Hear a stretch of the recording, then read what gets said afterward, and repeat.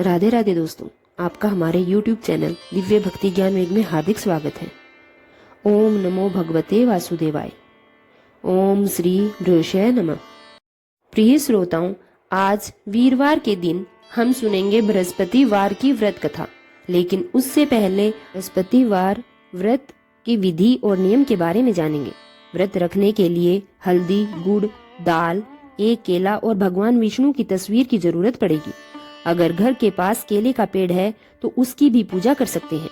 गुरुवार के दिन सुबह जल्दी उठकर स्नान करना चाहिए और इसके बाद भगवान विष्णु की तस्वीर को साफ करना चाहिए। फिर उनकी मूर्ति को स्नान कराकर जल और हल्दी से साफ करें। इसके बाद स्नान के बाद भगवान की प्रतिमा पीले कपड़ों पर रखें, क्योंकि यह शुभ माना जाता है। उन्हें पीले चावल अर्पित करें और मंत्रों और श्लोकों का जाप करें और गुरुवार व्रत कथा का पाठ करें। पूजा करते समय घी का दीपक जलाएं। इस दिन पीले रंग की मिठाई बनाएं और भगवान बृहस्पति देव को उस मिठाई का भोग लगाएं। इस दिन आपको भी पीले रंग के कपड़े पहनने चाहिए और भगवान बृहस्पति की पूजा करने के बाद ही भोजन करना चाहिए। जिस दिन गुरुवार व्रत की शुरुआत करें उस दिन बालों में शैम्पू न करें, नमक वाला भोजन न करें, कथा पढ़कर या सुनकर अपना व्रत समाप्त करें। केले के पेड़ की पूजा करें और उसके सामने घी का दीपक जलाएं। साथ ही हल्दी, चावल और चना की दाल भी चढ़ाएं।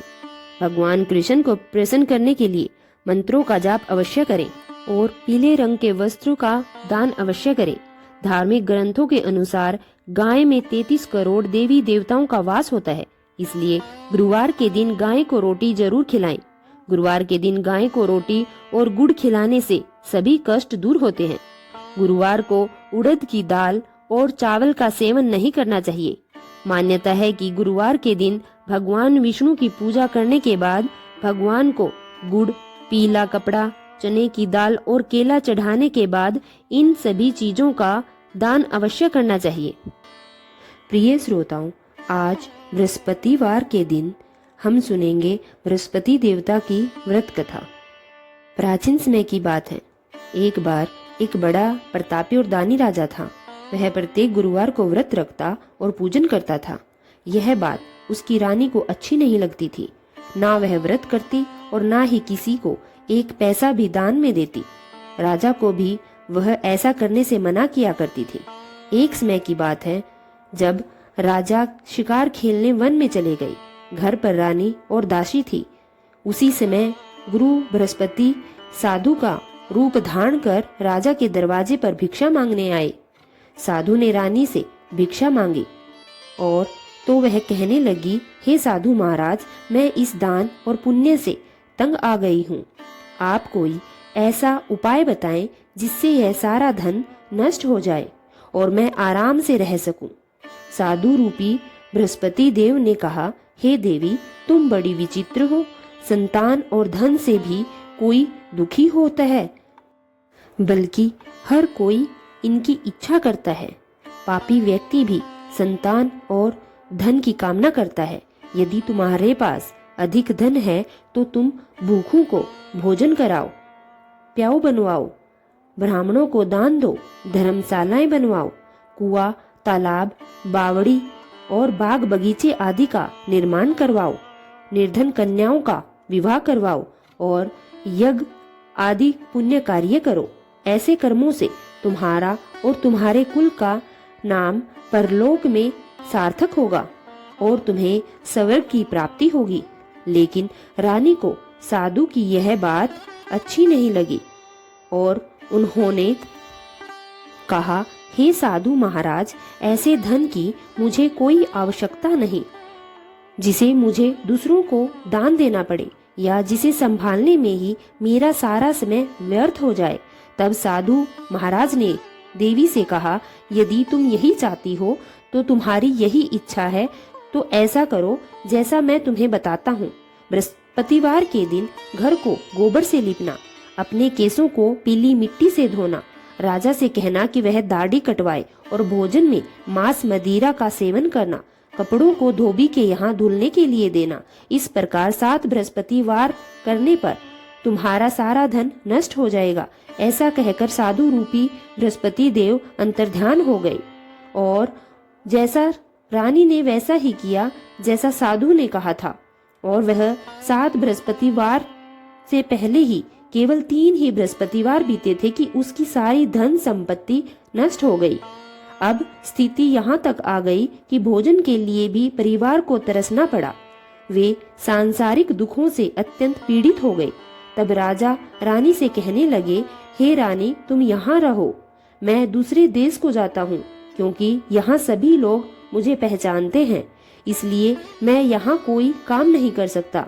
मैं प्रदेश जाकर काम धंधा करूँगा, शायद हमारे भाग्य बदल जाए। ऐसा कहकर राजा प्रदेश चला गया। वहाँ वह जंगल से लकड़ी काटकर लाता और शहर में बेचता। इसी तरह अपना जीवन व्यतीत करने लगा। इधर राजा के बिना रानी और दासियां बड़ी दुखी रहने लगी। कभी भोजन मिलता तो कभी जल पीकर ही रहना पड़ता। एक बार तो रानी और दासियों को 7 दिन तक बिना भोजन के रहना पड़ा।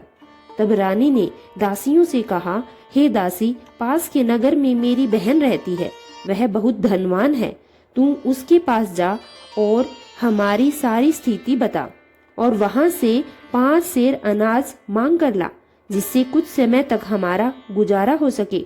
दासी रानी की बहन के पास गई। उस समय रानी की बहन पूजा कर रही थी। दासी ने कहा, हे रानी, मुझे आपकी बहन ने भेजा है, कृपया मुझे 5 सेर आटा दीजिए। दासी ने यह बात कई बार कही, लेकिन रानी की बहन ने कोई उत्तर नहीं दिया, क्योंकि वह उस समय बृहस्पतिवार की कथा सुन रही थी। जब दासी को कोई उत्तर नहीं मिला तो वह दुखी होकर लौट आई। वह रानी से बोली, हे रानी, आपकी बहन तो बहुत घमंडी है, वह छोटे लोगों से बात नहीं करती। मैंने कई बार कहा, लेकिन उसने कोई जवाब नहीं दिया। तब रानी बोली, हे दासी, इसमें उसका कोई दोष नहीं। जब दिन बुरे आते हैं तब कोई सहारा नहीं देता। अच्छे और बुरे का पता विपत्ति में ही चलता है। अब जो ईश्वर की इच्छा होगी वही होगा।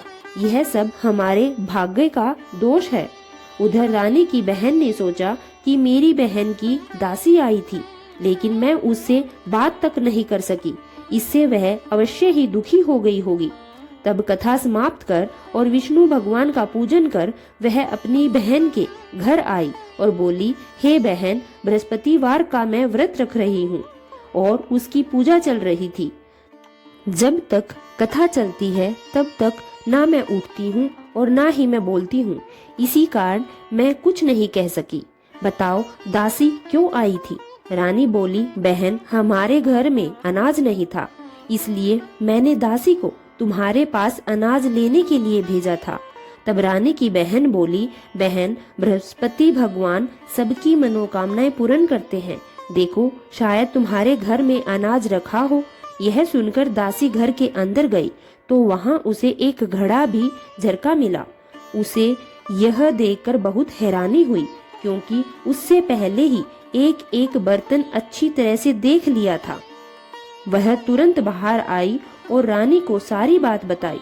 दासी अपनी रानी से कहने लगी, हे रानी, देखो, वैसे भी जब हमें अन्न नहीं मिलता था तब हम रोज व्रत ही करते थे।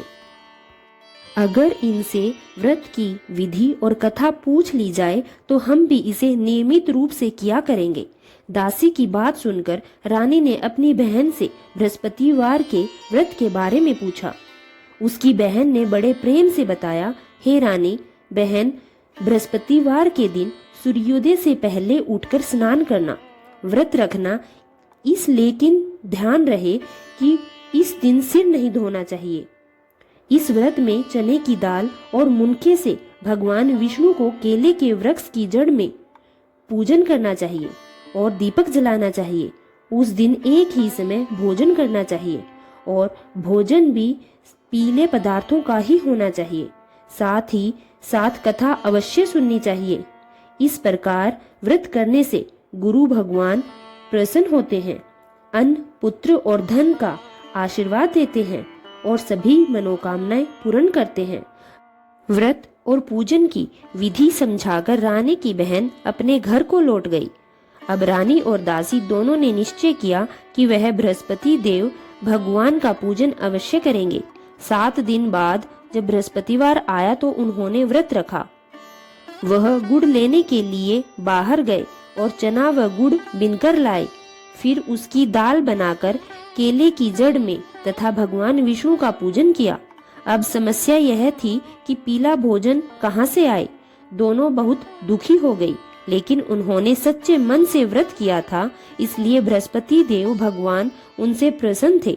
तभी एक साधारण व्यक्ति के रूप में वे स्वयं आए और 2 थाली में सुंदर पीला भोजन लेकर दासी को देते हुए बोले, हे दासी, यह भोजन तुम्हारे और रानी के लिए है, तुम दोनों इसे ग्रहण कर लेना।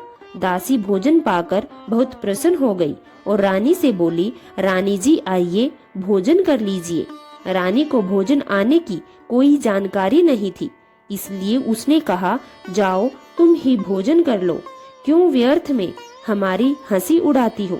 तब दासी बोली, रानी सच में एक व्यक्ति भोजन देकर गया है। रानी ने फिर से कहा, वह भोजन तुम्हारे लिए ही होगा, तुम ही खा लो। दासी ने बहुत समझाया, वह व्यक्ति हम दोनों के लिए दूध हालों में भोजन देकर गया है, इसलिए हम दोनों साथ बैठकर ही ग्रहण करेंगे। फिर दोनों ने पहले गुरु भगवान को नमस्कार किया और उसके बाद भोजन ग्रहण किया। इसके बाद से वह हर बृहस्पतिवार को नियम पूर्वक व्रत और पूजन करने लगे। बृहस्पति भगवान की कृपा से उनके पास अब धन आ गया, लेकिन कुछ समय बाद रानी फिर से पहले की तरह आलस्य करने लगी। तब दासी ने समझाया, देखो रानी, तुम पहले भी ऐसे ही आलस्य करती थी, इसी कारण तुम्हारा सारा धन नष्ट हो गया था। अब गुरु भगवान की कृपा से तुम्हें फिर से धन मिला है और तुम फिर से वही गलती कर रही हो। बहुत कठिनाइयों के बाद हमें यह धन मिला है, इसलिए हमें दान पुण्य करना चाहिए। भूखे लोगों को भोजन कराओ, प्याऊ बनवाओ, ब्राह्मणों को दान दो, कुएं, तालाब और बावड़ी बनवाओ, मंदिर और पाठशाला बनवाकर दान करो, कुंवारी कन्याओं का विवाह करवाओ और धन को अच्छे कार्यों में लगाओ, जिससे तुम्हारे कुल का यश बढ़े और स्वर्ग की प्राप्ति हो, पितृ भी प्रसन्न हो। दासी की बात मानकर रानी ने ऐसे ही शुभ कार्य करने शुरू कर दिए, जिससे उसका यश चारों ओर फैलने लगा। एक दिन रानी और दासी आपस में सोचने लगे, ना जाने राजा किस अवस्था में होंगे, उनकी कोई खबर नहीं है। उन्होंने बृहस्पति देव से प्रार्थना की। तब भगवान ने रात में राजा को स्वप्न में कहा, हे राजा उठो, तुम्हारी रानी तुम्हें याद कर रही है, अब अपने देश वापस लौट जाओ। सुबह होते ही राजा जंगल में लकड़ियां लेने के लिए निकल पड़ा। रास्ते में वह सोचने लगा कि रानी की गलती के कारण उसे कितने कष्ट सहने पड़े। राजपाट छोड़कर जंगल में रहना पड़ा और लकड़ियां बेचकर अपना जीवन बिताना पड़ा। उसी समय बृहस्पति देव एक साधु के रूप में वहां आ गए और बोले, हे लकड़हारे, इस सुनसान जगह में किस चिंता में बैठे हो, मुझे बताओ। यह सुनकर राजा की आंखों में आंसू आ गए। उसने साधु को प्रणाम किया और बोला, हे प्रभु, आप तो सब कुछ जानते हो। फिर उसने अपनी पूरी कहानी सुना दी। साधु बोले, हे राजा, तुम्हारी पत्नी ने बृहस्पति देव का अपमान किया था, इसलिए तुम्हारी यह स्थिति हुई, लेकिन अब चिंता मत करो, भगवान तुम्हें पहले से भी अधिक धन देगा। तुम्हारी पत्नी ने बृहस्पतिवार का व्रत शुरू कर दिया है, अब तुम भी यही व्रत करो। चने की दाल और गुड़ जल के लोटे में डालकर केले के वृक्ष की पूजा करो और कथा सुनो, इससे भगवान तुम्हारी सभी इच्छाएं पूरी करेंगे। साधु की बात सुनकर राजा बोला, हे प्रभु, मुझे लकड़ी बेचकर इतना धन नहीं मिलता कि भोजन के बाद कुछ बचा सकूं। मैंने रात में अपनी रानी को भी व्याकुल होते देखा है, लेकिन मेरे पास कोई साधन नहीं है जिससे मैं उसकी खबर ले सकूं, और मैं बृहस्पति देव की कथा कैसे कहूं, मुझे तो कुछ भी नहीं मालूम। साधु ने कहा, हे राजा, तुम किसी भी बात की चिंता मत करो। बृहस्पतिवार के दिन तुम रोज की तरह लकड़ियां लेकर शहर में जाओ, तुम्हें रोज से 2 गुना धन अधिक प्राप्त होगा, जिससे तुम भली भांति भोजन कर लोगे और बृहस्पति देव की पूजा का सामान भी आ जाएगा। बृहस्पतिवार की कथा कुछ इस प्रकार है, ध्यान से सुनो। प्राचीन काल में एक बहुत निर्धन ब्राह्मण रहता था। उसकी कोई संतान नहीं थी। वह नित्य पूजा पाठ करता, परंतु उसकी पत्नी बहुत ही मलिनता के साथ रहती थी। वह ना तो स्नान करती थी और ना ही किसी देवी देवता की पूजा करती थी। प्रातः काल उठते ही सबसे पहले भोजन करती और बाद में कोई अन्य कार्य किया करती थी। ब्राह्मण देवता बहुत दुखी रहते थे। वह अपनी पत्नी को बहुत समझाते, किंतु कोई परिणाम नहीं निकलता। भगवान की कृपा से ब्राह्मण की पत्नी ने कन्या को जन्म दिया। वह कन्या अपने पिता के घर में धीरे धीरे बड़ी होने लगी। वह बालिका प्रातः काल उठकर स्नान करती और भगवान विष्णु का जाप किया करती थी। वह बचपन से ही बृहस्पतिवार का व्रत भी करने लगी। पूजा पाठ समाप्त करके जब वह स्कूल जाती तो अपनी मुट्ठी में जौ भरकर ले जाती और पाठशाला जाने के मार्ग में डालती जाती। वही जौ सोने के हो जाते और जब वह लौटती तो उन्हें बिनकर घर ले आती। एक दिन वह बालिका सूप में उन सोने के जौ को फटक रही थी। तभी उसकी माँ ने देखा और उससे कहा, बेटी, सोने के जौ को फटकने के लिए तो सोने का ही सूप होना चाहिए। दूसरे दिन गुरुवार था। उस कन्या ने व्रत रखा और बृहस्पति देव से प्रार्थना करते हुए कहा, हे प्रभु, यदि मैंने सच्चे मन से आपकी पूजा और आराधना की है तो मुझे सोने का सूप प्रदान कीजिए। बृहस्पति देव ने उसकी प्रार्थना स्वीकार कर ली। रोज की तरह वह कन्या जौ फैलाती हुई पाठशाला चली गई और जब वह वापस लौटी तो सब बिनने के लिए सोने के रूप में बृहस्पति देव की कृपा से उसे सोने का सूप प्राप्त हुआ। वह उसे घर ले आई और उसी से जौ साफ करने लगी, परंतु उसकी माँ का वही पुराना ढंग बना रहा। एक दिन वह कन्या सोने के सूप में जौ साफ कर रही थी। उसी समय उस नगर का राजकुमार वहां से होकर निकला। उस कन्या का रूप और सोने के सूप में जौ साफ करते हुए उसे देखकर वह उस पर मोहित हो गया। राजमहल में लौटकर उसने भोजन और जल का त्याग कर दिया और उदास होकर लेट गया। जब राजा को यह समाचार मिला कि राजकुमार ने अन्न जल का त्याग कर दिया है, तब राजा अपने मंत्रियों के साथ उसके पास पहुंचे और बोले, हे बेटा, तुम्हें किस बात का कष्ट है और क्या किसी ने तुम्हारा अपमान किया है या कोई और कारण है? मुझे बताओ, मैं वही करूंगा जिससे तुम्हें प्रसन्नता हो। तब राजकुमार ने कहा, मुझे किसी बात का कोई दुख नहीं और ना ही किसी ने मेरा अपमान किया है, परंतु मैं उस लड़की से विवाह करना चाहता हूँ जो सोने के सूप में जौ साफ कर रही थी। यह सुनकर राजा आश्चर्यचकित हो गया और बोला, हे बेटा, ऐसी कन्या का पता तुम ही लगाओ, मैं अवश्य ही तुम्हारा विवाह उससे करवा दूंगा। राजकुमार ने उस लड़की के घर का पता बता दिया। मंत्री उस ब्राह्मण के घर गया और राजा का संदेश सुनाया। कुछ ही दिनों में उस ब्राह्मण की कन्या का विवाह राजकुमार के साथ संपन्न हो गया। कन्या के घर से जाते ही ब्राह्मण के घर में फिर से गरीबी का वास हो गया। अब तो भोजन के लिए अन्न भी बड़ी मुश्किल से मिलने लगा। एक दिन दुखी होकर ब्राह्मण अपनी पुत्री से मिलने गया। बेटी ने पिता की दुखी अवस्था देखी और अपनी माँ का हाल पूछा। ब्राह्मण ने सब कुछ बता दिया। तब पुत्री ने बहुत सारा धन देकर अपने पिता को विदा किया। कुछ समय तक ब्राह्मण सुख से रहा, लेकिन फिर से वही स्थिति हो गई। फिर वह अपनी पुत्री के पास गया। इस बार पुत्री ने कहा, हे पिताजी, अब माताजी को भी आप यहाँ ले आइए। मैं उन्हें वही विधि बताऊंगी जिससे गरीबी दूर हो जाए। जब माँ आई तो पुत्री ने समझाया, हे माँ, प्रातःकाल उठकर स्नान करो और भगवान विष्णु की पूजा करो, इससे सारी दरिद्रता दूर हो जाती है। लेकिन उसकी माँ ने एक भी बात नहीं मानी। वह प्रातःकाल उठकर अपनी पुत्री का बचा हुआ जूठन खा लेती थी। एक दिन पुत्री को क्रोध आ गया। उसने एक कमरे में सारा सामान निकालकर अपनी माँ को उसमें बंद कर दिया।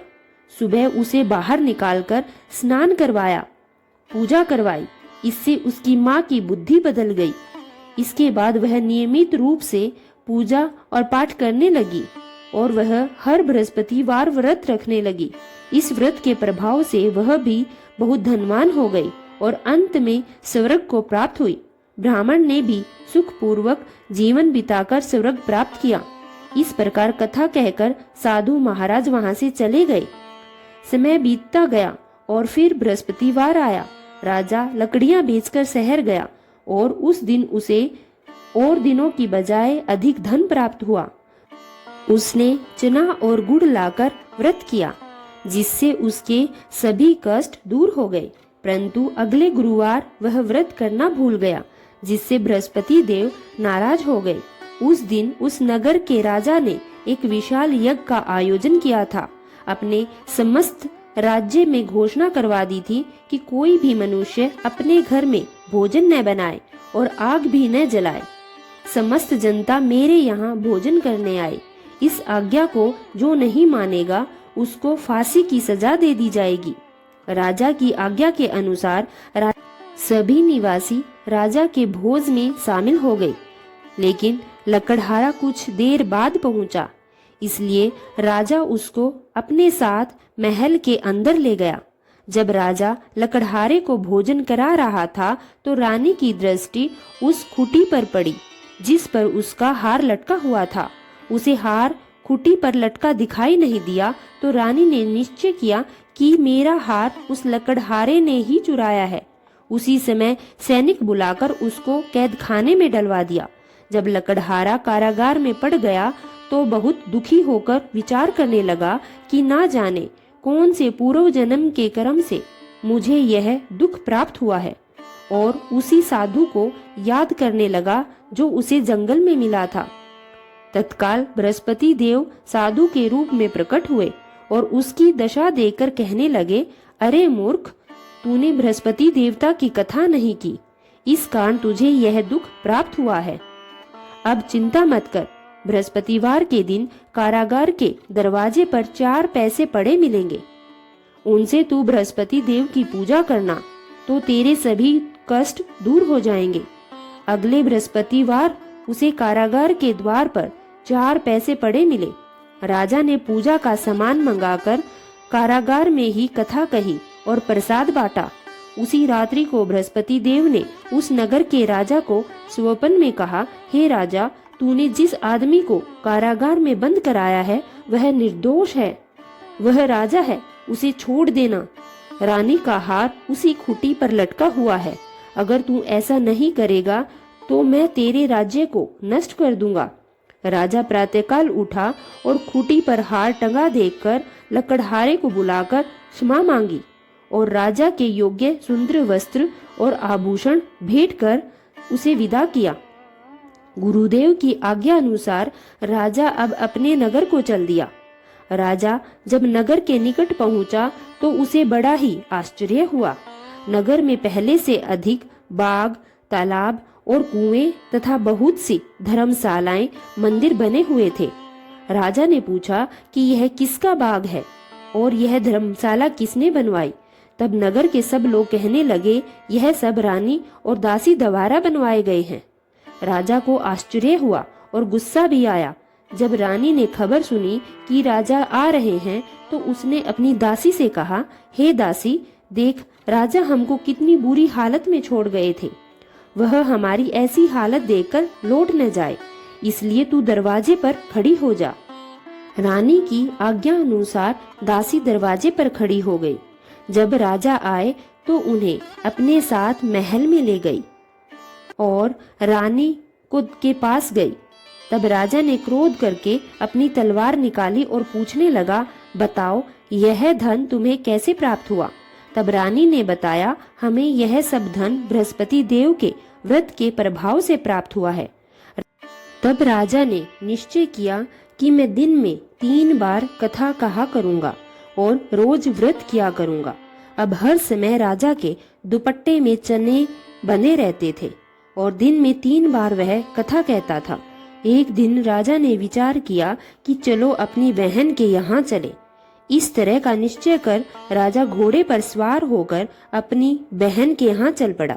रास्ते में उसने देखा कि कुछ आदमी एक मुर्दे को लेकर जा रहे हैं। उन्हें रोककर राजा कहने लगा, अरे भाइयों, मेरे बृहस्पतिवार की कथा सुन लो।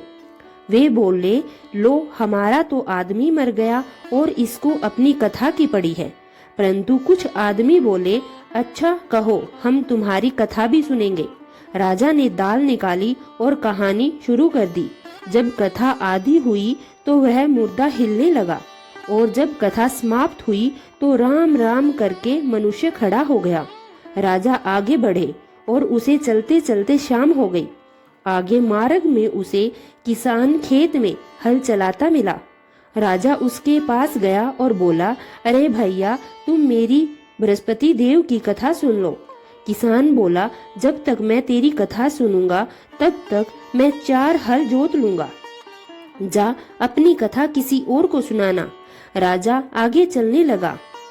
राजा के हटते ही बैल पछाड़ मारकर गिर पड़े और किसान के पेट में बहुत जोर से दर्द होने लगा। उसी समय किसान की माँ रोटी लेकर आई। उसने यह सब देखा तो अपने पुत्र से सब कुछ हाल पूछा। बेटे ने सभी बात बता दी। बुढ़िया दौड़ी दौड़ी उस घुड़सवार के पास गई और उससे बोली, मैं तेरी कथा सुनूंगी, तू अपनी कथा मेरे खेत पर ही चलकर कहना। राजा ने लौटकर खेत पर जाकर कथा कही, जिसके सुनते ही बैल खड़े हो गए और किसान के पेट का दर्द भी बंद हो गया। अब राजा अपनी बहन के घर पहुंचा। बहन ने भाई की खूब मेहमानी की। दूसरे दिन प्रातः काल राजा जगा तो उसने देखा कि सब लोग भोजन कर रहे हैं। राजा ने अपनी बहन से पूछा कि ऐसा कोई मनुष्य है जिसने भोजन ना किया हो, जो मेरी बृहस्पतिवार की कथा सुन ले। तो बहन बोली, हाँ भैया, यह देश ऐसा ही है। यहाँ लोग पहले भोजन करते हैं और बाद में अन्य कोई काम करते हैं। अगर पड़ोस में कोई होगा तो देख कर आती हूँ। ऐसा कहकर बहन देखने चली गई, परंतु उसे कोई भी ऐसा व्यक्ति नहीं मिला जिसने अभी तक भोजन ना किया हो। फिर वह एक कुम्हार के घर गई, जिसका लड़का बीमार पड़ा था। उसे पता चला कि उसके यहाँ 3 दिन से किसी ने भोजन नहीं किया है। रानी ने अपने भाई की कथा सुनने के लिए कुम्हार से कहा तो वह तैयार हो गया। तब राजा ने जाकर बृहस्पतिवार की कथा कही, जिसको सुनकर उसका लड़का ठीक हो गया। अब तो राजा की प्रशंसा होने लगी। एक दिन राजा ने अपनी बहन से कहा, हे बहन, अब मैं अपने घर जाऊंगा, तुम भी तैयार हो जाओ। राजा की बहन ने अपनी सास से अपने भाई के साथ जाने की आज्ञा मांगी तो उसकी सास बोली, तू चली जा, परंतु अपने लड़के को मत ले जाना, क्योंकि तेरे भाई की कोई संतान नहीं है। बहन ने अपने भाई से कहा, हे भैया, मैं तो चलूंगी, परंतु कोई बालक नहीं जाएगा। राजा ने कहा, जब कोई बालक ही नहीं चलेगा तो तुम जाकर क्या करोगे? फिर दुखी मन से राजा अपने नगर को लौट आया। राजा ने अपनी रानी से कहा, हम निसंतान हैं, इसलिए हमारे घर आना कोई पसंद नहीं करता, हम निर्वंशी हैं। ऐसा कहकर वह बिना भोजन किए सोने के लिए चला गया। रानी बोली, हे प्रभु, बृहस्पति देव ने हमें सब कुछ दिया है, वे हमें संतान भी अवश्य देंगे। उसी रात बृहस्पति देव ने राजा को स्वप्न में कहा, हे राजा, उठ, सभी सोच त्याग दे, तेरी रानी गर्भ से है। राजा को यह जानकर बड़ी प्रसन्नता हुई। 9वें महीने रानी की गर्भ से एक सुंदर पुत्र पैदा हुआ। जब राजा की बहन ने यह शुभ समाचार सुना तो वह बहुत खुश हुई और बधाई लेकर अपने भाई के यहाँ आई। तभी रानी ने कहा, घोड़ा चढ़कर तो नहीं आई, गधा चढ़कर आई हो। राजा की बहन बोली, भाई, मैं इस प्रकार ना कहती तो तुम्हें संतान कैसे मिलती? बृहस्पति देव ऐसे ही है, जिसके मन में जो कामनाएं रहती है सभी को पूर्ण करते हैं। जो सद्भावना पूर्वक बृहस्पतिवार का व्रत करता और कथा पढ़ता है अथवा सुनता है और दूसरों को भी सुनाता है, बृहस्पति देव उसकी सभी मनोकामनाएं पूर्ण करते हैं। बृहस्पति देव उनकी सदैव रक्षा करते हैं। जो संसार में सद्भावना और सच्चे मन से बृहस्पति देव का पूजन करते हैं उनकी सभी मनोकामनाएं उसी प्रकार पूर्ण होती है जैसे राजा और रानी ने बृहस्पति देव की कथा का गुणगान करके किया। उनकी सभी इच्छाएं बृहस्पति देव ने पूर्ण की। मनुष्य को हृदय से उनका मिलन करते हुए जयकार करनी चाहिए। प्रेम से बोलिए बृहस्पति देव की जय।